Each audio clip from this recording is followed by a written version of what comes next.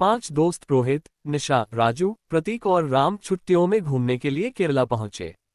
Railway station की भीड़, नारियल के पेड़ और हवा में नमकीन खुशबू, सब कुछ नया और रोमांचक था। स्टेशन से उन्होंने निल्लूर गांव जाने के लिए टैक्सी की। निल्लूर हरे भरे पहाड़ों, शांत तालाबों और प्राचीन वास्तुकला के लिए प्रसिद्ध गांव। सफर शुरू हुआ तो टैक्सी ड्राइवर ने पूछा, किस काम से आए हो निल्लूर? प्रतीक मुस्कुराया, घूमने के लिए। ड्राइवर का चेहरा अचानक गंभीर हो गया। घूमो, लेकिन निल्लूर की हवेली मत जाना। राम ने पूछा, क्यों भैया? ड्राइवर ने गहरी सांस ली और कहानी शुरू की। सालों पहले निल्लूर पर राजा त्रिभुवन का राज था। उसकी 5 रानियां थीं। सबसे छोटी रानी को सोने से बेहद प्रेम था। वह लालची थी। एक दिन उसने बाकी 4 रानियों के साथ मिलकर राजा को जहर दे दिया ताकि सारा खजाना उसका हो जाए। लेकिन राजा बच गया। सच्चाई पता चलने पर उसने छोटी रानी को मृत्यु दंड दिया। मृत्यु से पहले रानी ने काला जादू किया और अपनी आत्मा एक पुराने बरगद के पेड़ में छिपा दी।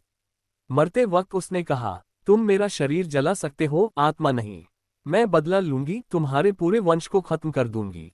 कुछ ही दिनों बाद राजा रहस्यमयी तरीके से मर गया। गांव में दहशत फैल गई। तब एक पंडित ने मंत्रों से रानी की आत्मा को एक किताब में बंद कर दिया और हवेली को छोड़ दिया गया। दोस्त होटल पहुंचे। अगले दिन वे तालाब के पास घूम रहे थे। तभी निशा की नजर टूटी फूटी हवेली पर पड़ी। वह बिना बताए अंदर चली गई। अंदर धूल से भरी एक पुरानी किताब पड़ी थी, जिस पर ताबीज बंधा था। निशा ने जैसे ही किताब उठाई, उसकी आंखें बदल गईं। उसी समय राजू अंदर आया। उसने किताब झटके से फेंकी और निशा को बाहर ले आया।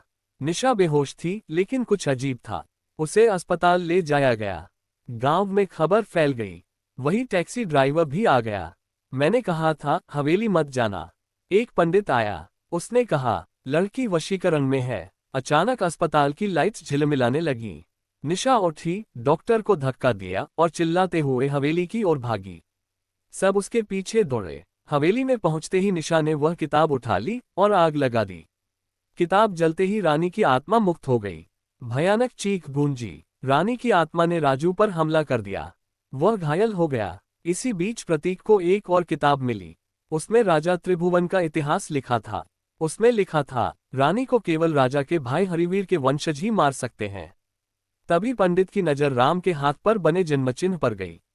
ये चिन्ह हरिवीर के वंश का प्रतीक है, तुम उसी के परपोते हो। राम हैरान था। उसे कभी पता नहीं था। किताब में एक नक्शा था, हवेली में छिपी एक पवित्र तलवार का। राम और प्रतीक तलवार खोजने निकले। पंडित ने उन्हें रक्षा ताबीज दिया। रास्ते में रानी की आत्मा प्रकट हुई। उसने हमला किया। प्रतीक घायल हो गया। तभी राम को दीवार के पीछे छुपी तलवार मिल गई। जैसे ही उसने तलवार उठाई, आत्मा चीखते हुए गायब हो गई। राम अकेला हवेली में गया। रानी पूरी शक्ति से उस पर टूट पड़ी। हवेली कांप उठी। खिड़कियां टूट गईं। राम बुरी तरह घायल हुआ, लेकिन आखिरी वार में उसने तलवार रानी की आत्मा के हृदय में भोंक दी। भयानक चीख गूंजी और सब शांत हो गया। निशा होश में आ गई। उसी क्षण हवेली में एक रहस्यमयी दरवाजा खुला। अंदर वर्षों पुराना खजाना था, वही सोना जिसके लिए रानी ने सब किया था। राम ने खजाना अपने पास रखने से इनकार किया। उसने पूरा खजाना गांव को दे दिया ताकि निल्लूर का पुनर्निर्माण हो सके। दोस्त वापस मुंबई लौट गए, लेकिन हवेली के खंडहर में एक जली हुई किताब का आधा पन्ना हवा में उड़ रहा था। उस पर सिर्फ एक शब्द लिखा था, वापसी।